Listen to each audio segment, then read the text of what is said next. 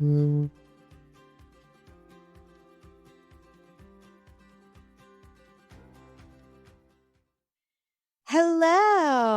Welcome to Mommy is Thriving. I'm Sami Galbo. I'm so excited to have everybody here with us today. Today's guest is Sarah Panus, a brand storytelling expert, podcast host, and founder of Kindred Speak, with 20 plus years of experience in content marketing, including leadership roles at Sleep Number. Sarah now helps mission-driven brands connect with their audiences through empathy-led storytelling. She's also the host of Marketing with Empathy podcast and a mom who has navigated corporate burnout, haven't we all? Career reinvention and entrepreneurship with courage and heart. I'm so excited to dive into her story and talk about executive functioning, motherhood, and the power of the third choice. Well, welcome, Sarah. Thank you so much. So great to be here. Yes, I'm so excited to have you here. I know you and I spoke previously before, and we've done this a couple times now, and I'm just so excited to have you on here today. I feel like we have a lot of kismet energy here. There's a lot of things that we really vibe together on. So this is going to be a lot of fun.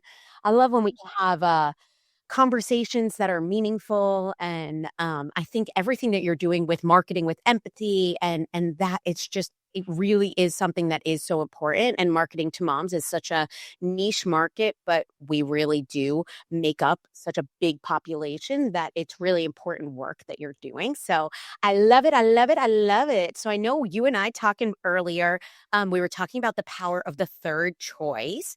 Can you talk to me a little bit about that, what that means in your life and motherhood and beyond? I'm so excited to introduce this to my followers, and I think that it'll resonate with so many of them.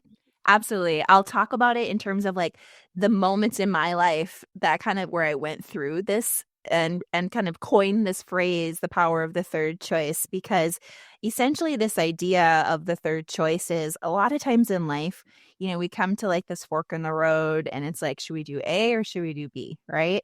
And it's like, so there's so many iterations every day, every week, there's like, sometimes it's big milestone decisions. Sometimes it's little decisions. So for me, I want to focus in on maybe some of those like mid to big decisions of when we're like, oh, crud, what am I going to do during these situations? And kind of how I've learned that a lot of times there's a third choice that we're not thinking of. And so for me, like if I like rewind in my career, so I used to work in corporate for a long, long time for a lot of really big brands. And I remember the first time that I kind of experienced this power of the third choice was when I was working at Sleep Number. I was running the social team. We had like a 7-person social team for this billion-dollar retailer. I was responsible for like a $10 million budget. I had accomplished like at that time, like what I wanted to achieve. And I'd worked so hard for in my career to get to that point. But after like 9 years of doing it, I really got burnt out. And I wasn't as present as I wanted to be, with my family, with my young kids at the time, and with my husband. And I really wanted to work from home so I could actually be there when my son got out of school, because at the time he was starting kindergarten. And so it was interesting because like my dream had changed, like the career-driven dream pre-kids was different than like, oh my gosh, my son's going to kindergarten. And that's what's so interesting about mommyhood, right? Motherhood is we have all these different phases and journeys and things that we go through. So my dream had changed. And so I asked myself the question, I was like, okay, well, should I stay or should I go? A or B, right? And I was like kind of racking my brain, like, should I go find a new job? Like, and see if like I can change or, see if I could stay and maybe change my role in some way. And I was kind of like really nervous and I was racking my brain around it. And so I just decided that I needed to have a really vulnerable discussion with my my then boss.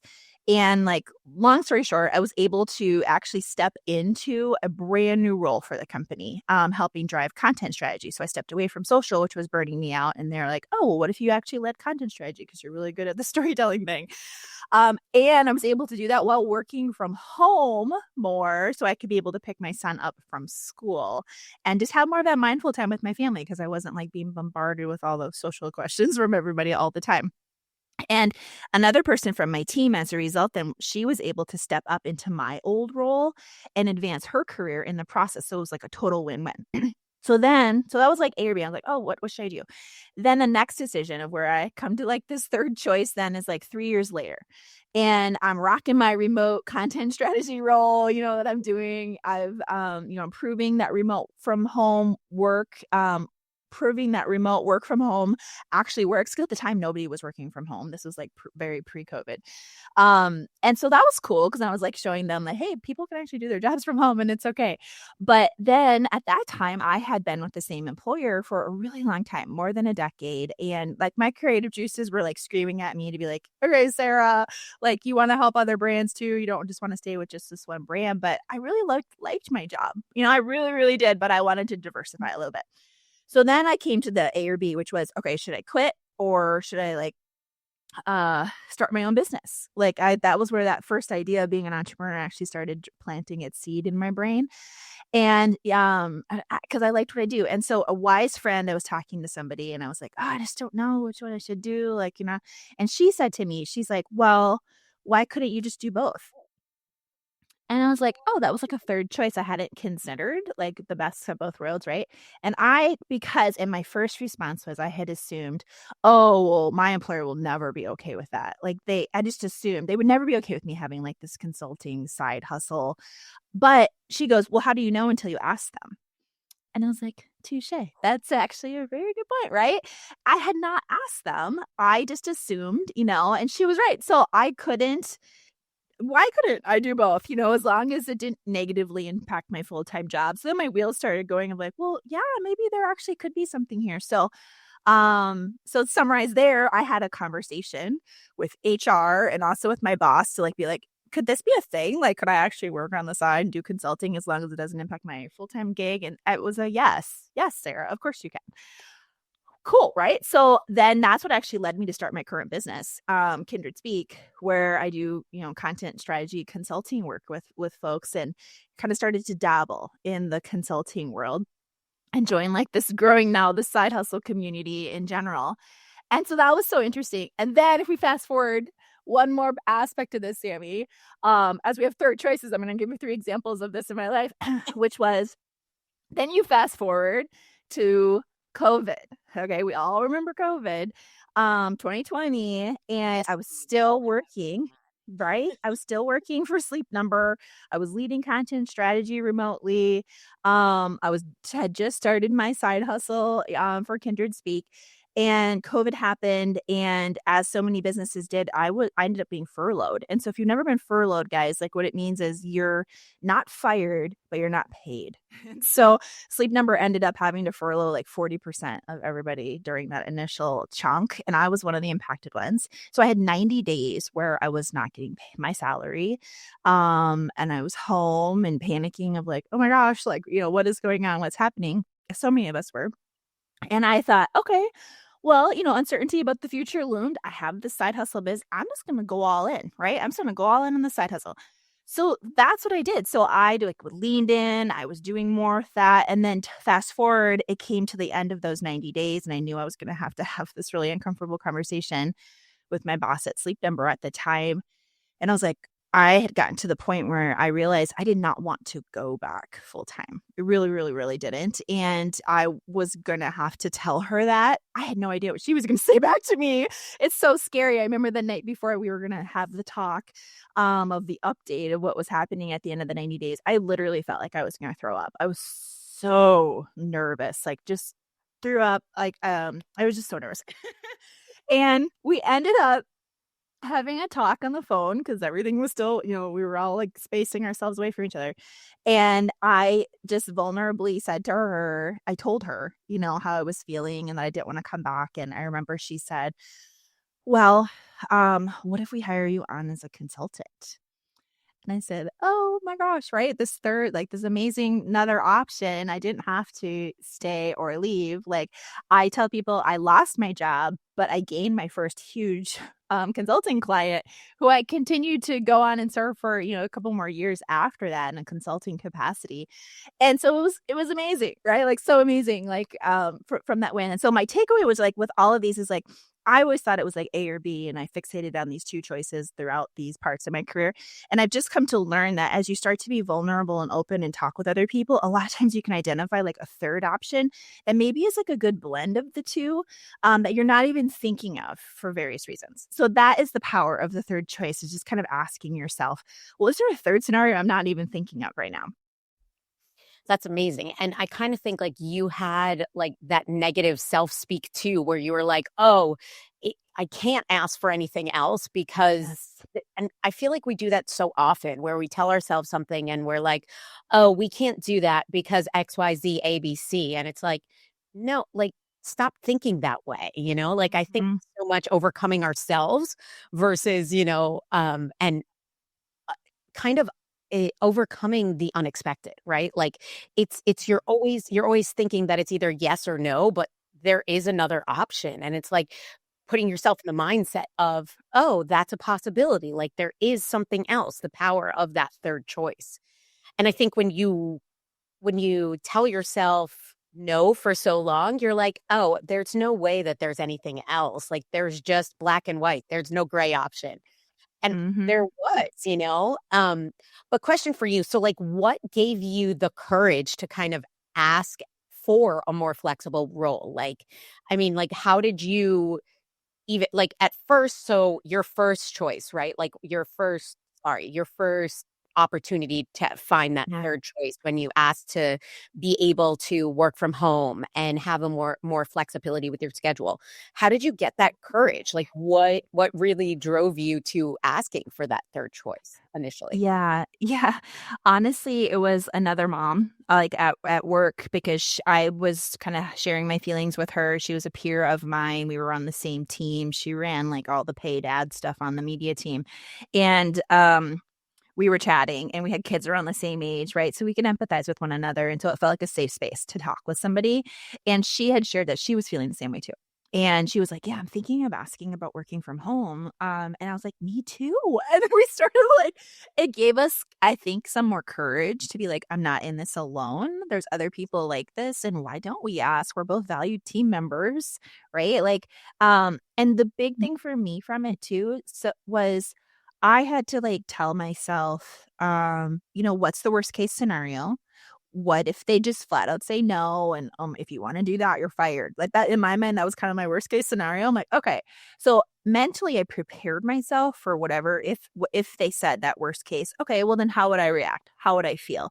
So, just thinking through that in advance gave me a lot more confidence as well to be like, "Okay, well, I'm prepared. Like, they can throw anything at me, and I know how I'm gonna respond in these different scenarios, and it's not the end of the world. Like, it'll be okay." Right? And so in my head, I think at that time, if I remember correctly, I was like, okay, well, if they say absolutely not, then in my head, I was like, okay, well, then I know that I need to start interviewing for some other places to see if I can find some more flexible work because I wanted to be there more for my son after school. Like that was just a decision in my brain, okay, that's fine, right? Like that's not the end of the world. I could still keep my job and keep working and just like find a new job along the way. So, having those conversations, which was again like that one when I mentioned, should I leave or should I stay for consulting? And she said, well, why couldn't you just do both? Why couldn't you keep working your job and do consulting too? And I was like, huh, yeah, right. Like, it helped me a lot to kind of be vulnerable to have some conversations with someone else, and then that someone else kind of helped me kind of sometimes we don't always see what that third choice is until we start talking it out loud with somebody, and then those things become a lot clearer.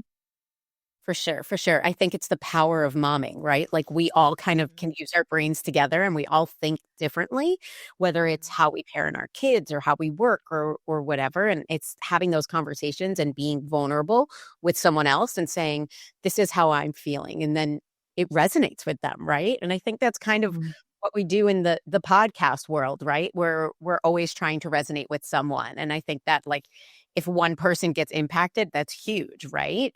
But what do you mhm. think for other moms, like, what do you think holds them back from asking what they need at work, even when they are, at this upper echelon and strong contributors and making a real impact in what they're doing?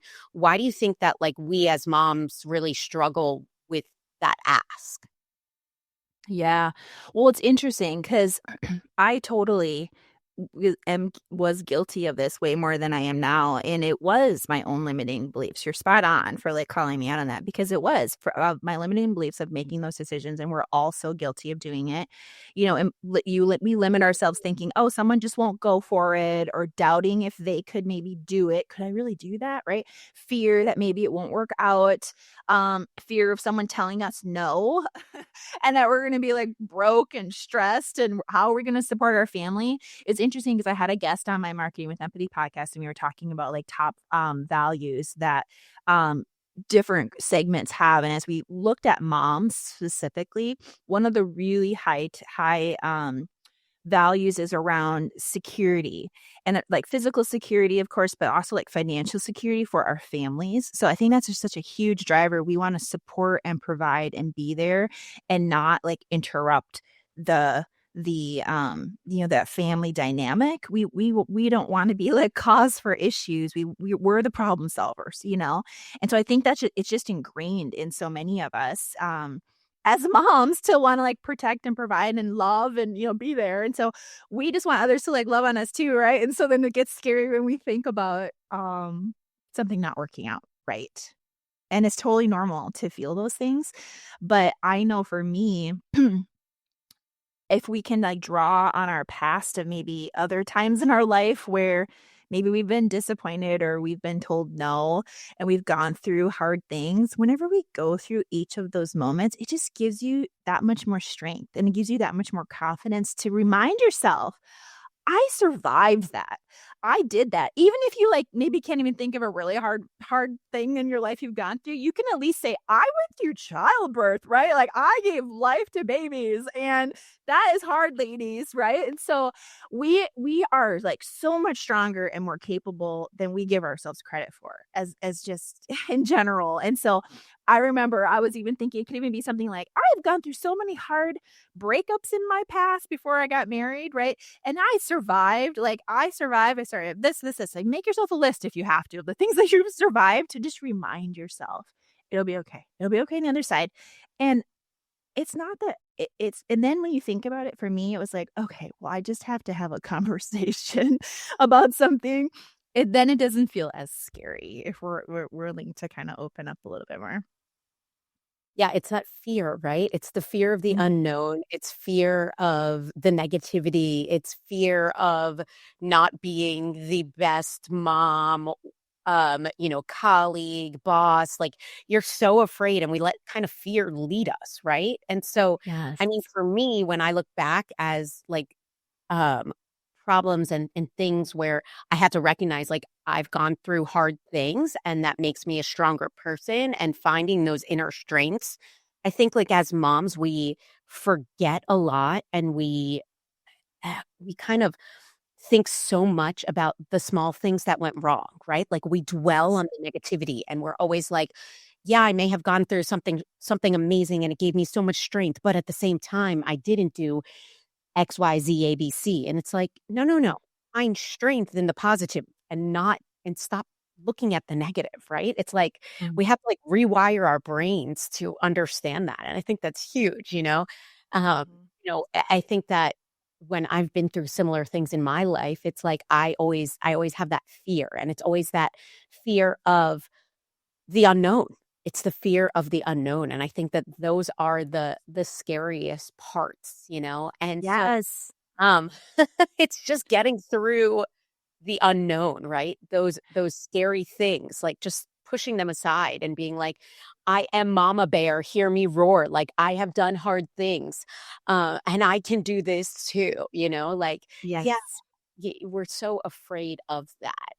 What? Well, and Sorry. no, sorry. I went to a conference once, and there was this huge stage and this big screen, and the speaker had this slide on it, and it said, "Fear is the stealer of dreams."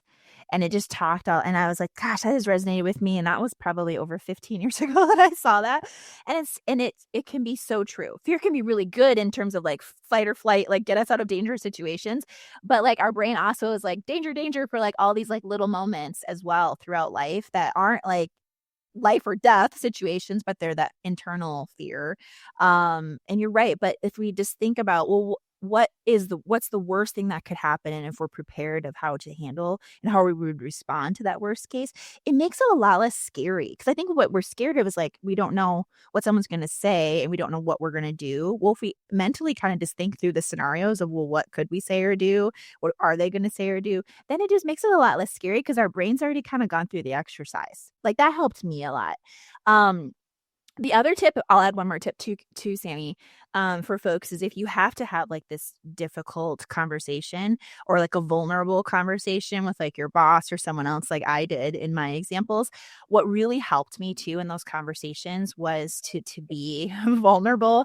And I remember saying something like, okay, I have something I want to chat with you about that I'm a little nervous about. So if you could just bear with me, I would just really love to get your input on something I'm going through. And it just immediately started the conversation because you can just imagine if someone's hearing that on the other end, right? They're like, oh, okay, what's going on? They're going to be a lot more open. Because I didn't come in there all like guns blazing. Like I literally was like, I'm really nervous to have this conversation with you. Please just bear with me. I want to just hear your input and we can have this conversation. It just made it a lot more collaborative too. So that's a nice way to start any kind of difficult conversation is let the person know how you're feeling about it first and that this isn't going to be easy for you to talk about, but it's important. Did you practice that conversation before you Yes. had it? Like, okay. Yep, 100%, 100%. Yep, over and over again. Probably so nervous, and another factor when I get really nervous is my teeth hurt, like my gums and my teeth. Like I remember my teeth just hurting, and I was like, okay, I can do this, I can do this. And it's almost sort of like it's kind of funny now that I say that my teeth hurting because like the words have to come out of my mouth, so it's like literally my whole body fighting against me wanting to say this thing. I guess because we're so ingrained to like fight or flight to a new level. Yes, totally. But it always goes really well. For me, it's always gone really well when I've started it that way. But if it didn't go well, I was ready for that too because I had practiced it. Yeah. No, for me, I break out in hives. Like you're fair like me. Like I end up like all of this turns red. My girlfriend the other day, we were out to dinner and she was like, wow, you're so tan. And she was like, no, Sam's not that tan. She's just when she gets excited or anything, it's just red. And I was like, you're so right. I was like, I guess that's just I'm a redhead. We get red. I don't know. Fairness, yeah. No, I agree. No, I'm totally a preparer also where I have to practice what I'm going to say before I say it. Sometimes I'll like record myself so I can watch myself because I'm creepy like that. But other times I'll just like have the conversation with my husband and I'm like, I need you to not react, but I need to just get the words out so you can hear what I'm saying and tell me if I'm making sense or if I'm just talking over myself. Like, sometimes the thoughts come in my head so quickly that it's like, and I'm like, okay, Yes. simmer down now. Yes. And if you know what your talking points are, Looked at me and she was like, oh, I wish I could grab that because that was fantastic. Don't worry, you could do it later. You could do it later. oh, I was going to say too, to add to that, when we do prepare or at least have some sound bites and like key points, I find that in and of itself can give us a little bit of courage too, because we're like, nope, I wrote down these like 3 things I want to talk about. I can't leave this meeting until I brought up all 3, because that could be something too where you get in and you're having the courage to have a conversation, but then maybe you're like, ooh, back up, and you're not going to say everything you wanted to say. No, just like have the conversation, approach it. If you're going to do it. And, it'll help you get through that as well. Sarah just made a point that I love, like write down the top 3 points that you want to say in that meeting, because when push comes to shove and you're in the moment, sometimes, I mean, if you're me, you get distracted by shiny objects and then you go off on a tangent and you miss your other 2 points. And then after the meeting, you're like, oh, I didn't say those. But if you write them down, it makes you accountable. And even if you're just accountable to yourself, that's huge. But sometimes it kind of helps to be accountable to someone else. So like for me, my husband is that person where I'm like, okay, like I'll call him in the middle of the day and he's an attorney. So like 3/4 of the time he doesn't pick up the phone, but that's okay. Love you, babe. But he'll answer and he'll be like, hey, what's up? And I'll be like, okay, accountability partner for 2 seconds. I just need you to hear what I'm saying so that it makes sense when I go in. And he's like, okay. And like, no, it doesn't need to be your partner or whoever, but sometimes just having the accountability partner, no matter what it's for, is a big thing, I like Yes. adding like the list making. It's like making yourself accountable. Yep. Huge. Yep. Huge. Absolutely. Talk to me a little bit about what that transition was like from fully corporate to consulting, and it was kind of during that COVID time, which is a little crazy in and of itself because we lived through that. But talk to me. I mean, I know that working from home just became the norm during that COVID time. So I feel like the consulting part kind of may have been easier for you during that time. But talk to me a little bit about what that transition looked like from being just a fully corporate person to then having to get your own clients and becoming that entrepreneurial person and kind of changing the way you think and work, because it is two very different things. Yeah, but I was blessed in that it was kind of like baby steps actually, right? Because I had already started working from home a little bit.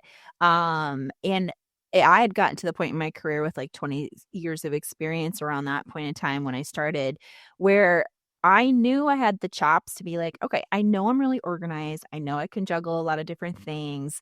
I know content marketing. I can apply that to my business. Like it's a hustle for sure, right? Anyone who's an entrepreneur knows it's not easy. This is otherwise every single person would do it. It's hard. It's so hard because you're doing all the things yourself, or if you have a small team or a large team, like it's a lot to juggle.